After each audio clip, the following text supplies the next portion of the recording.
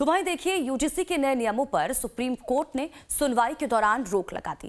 कहने के लिए तो नए नियम को कैंपस के अंदर समता लाने के तर्क पर लागू करने की बात थी, लेकिन सुप्रीम कोर्ट ने कहा कि इसके नियम कानून कुछ क्लियर नहीं है और साफ शब्दों में कह दिया कि नए नियम का गलत इस्तेमाल हो सकता है और इसके नतीजे खतरनाक हो सकते हैं। सुप्रीम कोर्ट को सबसे ज्यादा आपत्ति नियम 3C पर दिखी।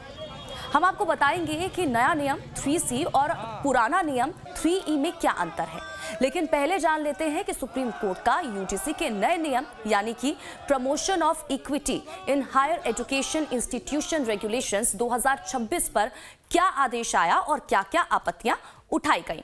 तो देखिए, सुप्रीम कोर्ट ने कहा कि ये नए कानून से खतरनाक नतीजे निकल सकते हैं।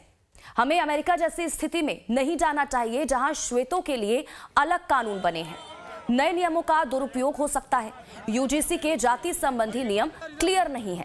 भेदभाव की परिभाषा और समावेशी होनी चाहिए जो समाज के हिसाब से बेहतर हो। सुप्रीम कोर्ट ने सुनवाई में कहा कि नए नियम पर रोक लगाई जाती है और बेहतर नियम बनाने के लिए एक्सपर्ट कमेटी बनाने की जरूरत है। इसके साथ ही कहा गया कि यूजीसी के 2012 वाले नियम फिलहाल लागू रहेंगे। सुप्रीम कोर्ट ने केंद्र सरकार और यूजीसी को नोटिस भी जारी कर जवाब मांगा है। इसके साथ ही नियमों का ड्राफ्ट फिर से तैयार करने का निर्देश दिया। कोर्ट ने कहा कि इस मामले में अगली सुनवाई अब 19 मार्च को होगी।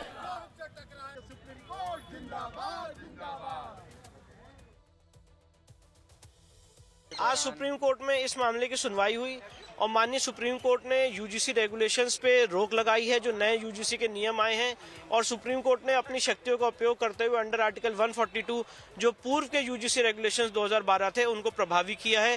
सुप्रीम कोर्ट ने केंद्र सरकार को नोटिस जारी किया। इस मामले की अगली सुनवाई अब 19 मार्च को होने वाली है और कोर्ट ने इस पूरी जो हमारी आज बहस थी, जो हमारा मकसद था, जो हमारा पॉइंट था, वो यही था कि जिस तरह से इसमें कास्ट बेस्ड डिस्क्रिमिनेशन डिफाइन किया गया है उससे समाज में फर्दर डिवीजन क्रिएट होगा और ये डेफिनेशन कानूनन रूप से सही नहीं है, इसलिए इस पर रोक लगाई जानी चाहिए।